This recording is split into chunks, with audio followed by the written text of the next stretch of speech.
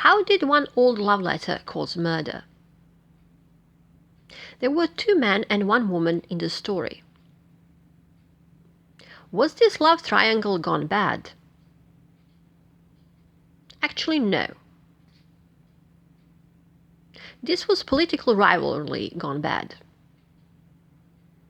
First, I have to explain Serb political scene in 19th century. Many Serbs left Serbia and moved to Habsburg Empire. Huge exodus was in late 17th century as Serbs escaped Ottoman retaliations. By late 19th century, Serbs were well organized in Habsburg Empire.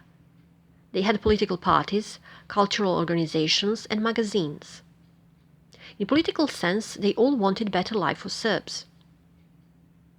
The problem was they all had different visions how to achieve such life. Svetozar Miletić comes to the scene. He is not a direct participant in our story, but everything evolves around him. The woman from the beginning was his daughter, and the men were his close allies once. Who was Miletić? He was a Serb politician famed for his speeches. He was very active in the politics.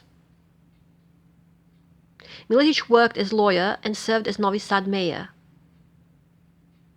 Novi Sad used to be part of Habsburg Empire. Today, Novi Sad is second largest town in Serbia. Miletić also worked as journalist.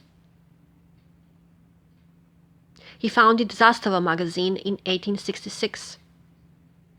Zastava means flag in English. Zastava will be crucial for our story. In 1876, Miletić was arrested for his political activities. He spent 3 years in prison. Meanwhile, his daughter Milica became his eyes and ears on the outside. Milica was named after poet Milica Stojadinović Srpkinja. Milica Miletić received the best education available to a woman. She spoke German, Hungarian, French, and English beside her native Serbian. Milica was feminist and suffragette activist. Suffragette movement demanded voting rights for women. Milica was driven to keep Zastava magazine alive. She wrote articles and worked as editor. Zastava survived through this period thanks to Milica. In 1879, Miletić was released from prison. By 1884, Miletić was seriously ill. He needed son-in-law to continue his work. Milica as a woman had limited access to politics. In 1884, Milica was engaged to a man called Branko Petrović. Milica wrote a love letter to Branko. Branko was poor and worried about his future. Milica practically told him he would get Zastava as part of her dowry. All his financial problems would be solved if he married Milica. We don't know what exactly happened next. The engagement was broken. Only 6 months after writing the letter, Milica married Jasha Tomić. In history books, Milica is usually referred to as Milica Tomić. Who was Jasha Tomić? His real name was Jakov, and Jasha was a nickname. He was born in 1856, which means he was 3 years older than Milica. Tomić was close ally of Miletić. Many saw marriage between Milica and Jasha as business deal. Their relationship was more political alliance than romance. Nevertheless, they had strong and happy marriage. They always worked side by side. Jasha attended medical faculties in Vienna and Prague, but transferred to the Faculty of Philosophy and Philology. In 1885, Jasha took over Zastava. Now the second man enters the story. He was Misha Dimitrievich. Misha is usually nicknamed for Mihailo, but I couldn't confirm if Mihailo was Dimitrievich's real name. Misha graduated from law faculty in Budapest. He was much older than Jascha. Sources often state he was born in 1846, but his gravestone indicates he was born in 1841. Misha used to be close to Miletic. The political rift happened in 1884. Miletic followers divided into three groups. Jascha and Misha were now on the opposite sides. Misha founded magazine Branik. Branik means rampart or bumper in English. Milica wrote brochure against Misha.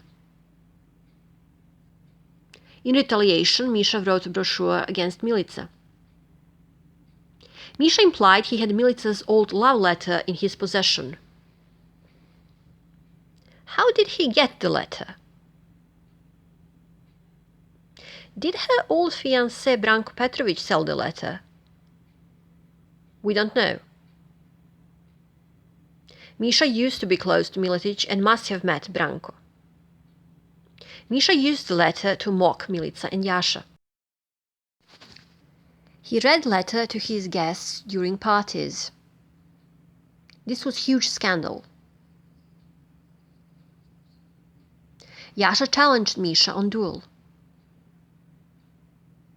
Misha refused the challenge. Misha continued using the letter against Milica and Jascha. He implied that Jascha got Zastava as dowry and not because he was a good journalist. Some believe Misha was jealous of Zastava's success. His magazine Branik was read by the upper class and had limited readership, while Zastava attracted middle class and had more readers. Middle class is always more numerous than upper class. Things only intensified with time. It had to end in blood. On 5th January 1890, Jascha took hunting knife and went to the train station. He knew Misha was traveling with his family. In broad daylight, Jascha stabbed Misha to death. Jascha didn't try to escape. He waited for the police to arrest him. While in custody, Jascha showed no remorse or fear. Peculiar detail in the story is the date Jascha chose for his crime. Tuciden is Serbian Orthodox Christian holiday. The name comes from the word tuci, which means to beat. Tuciden comes 2 days before Orthodox Christmas on 7th January. Old tradition says parents should hit their children on Tuciden so they would behave for the next year. Side note, I was never hit on Tuciden or any other date. Also, pigs are slaughtered on Tuciden for Christmas feast. I would say Jascha saw Misha as a pig, and that's why he used a knife. Killing Misha on Tuciden was a symbolic gesture. Most Serbs in Habsburg Empire took Jascha's side. Serbs believed Jascha had right to kill Misha because of the humiliation. Jascha was sentenced to life in prison. Women in Novi Sad gathered 3,000 signatures on petition to pardon Jascha. In 1890, Novi Sad had 24,000 people. This means that 12.5% of total population signed the petition. Women said Jascha was defending his wife's honor. Habsburg authorities changed the sentence to 6 years. Just to remind everyone, Miletic spent 3 years in prison for his political activities. And Jascha got 6 years for a premeditated murder. Jascha got out in 1896. Miletic, who was ill since 1884, finally died in 1901. Milica continued writing articles. She became main editor of the magazine Žena. Žena means woman in English. Jascha returned to work as Zastava. Due to his murder conviction, Jascha never made career in the politics. He failed to be real Miletic's heir. During World War I, Jascha worked as war correspondent. In 1918, parts of Habsburg Empire voted to join Kingdom of Serbia. Women weren't allowed to vote. But People's Assembly of Banat, Bačka and Baranja accepted 6 women in their ranks. Milica Tomic was one of these 6 women. It is debatable if Milica was honored for her work or for being Miletic's daughter. Banat, Bačka and Baranja Assembly voted to join Kingdom of Serbia. Banat and Bačka are still part of Serbia, but Baranja is part of Croatia. To make geography more complicated, there is region Baranja in Hungary. Jascha died in 1922. Milica retired from the public eye. Zastava magazine ceased publication in 1929 after 63 years. Milica died in 1944. Serb women got right to vote in 1945. What is the legacy of the murder? Misha Dimitrijević is not well known in present-day Serbia. Milica is also rarely mentioned. Jascha is better known mostly because there is a small town in Serbia called Jascha Tomic. There are 3,000 people living in town Jascha Tomic. The star of the show remains to be Svetozar Miletic. In history books about modern Serbia, usually one chapter is dedicated to Miletic. What does Serbian public know about Misha's murder? From time to time, Serbian newspapers write about the murder as historical peculiarity. I heard comments that Misha was poking the bear and got what he deserved. What do I think? Murder is never a good solution. But Misha did deserve thrashing for his behavior.